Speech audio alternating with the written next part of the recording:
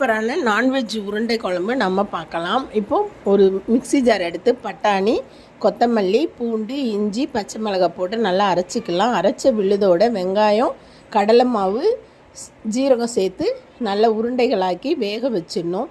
வேக வச்சு எடுத்து வச்சுக்கலாம்.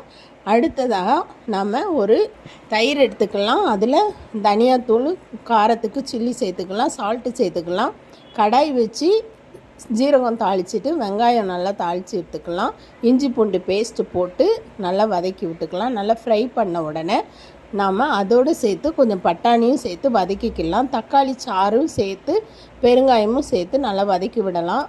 வதக்கி விட்டுட்டு நம்ம ஆல்ரெடி செஞ்சு வச்ச அந்த தயிர் செஞ்சு வச்சுருந்தோம் இல்லையா, அதையும் சேர்த்து கொஞ்சம் தண்ணி ஊற்றி கிளறி நல்லா கொதிக்க விடலாம். கொதித்த உடனே இந்த உருண்டைகளை போட்டு மேலே கொத்தமல்லி போட்டு இறக்கிடலாம். சூப்பரான நான்வெஜ் உருண்டை ரெடி.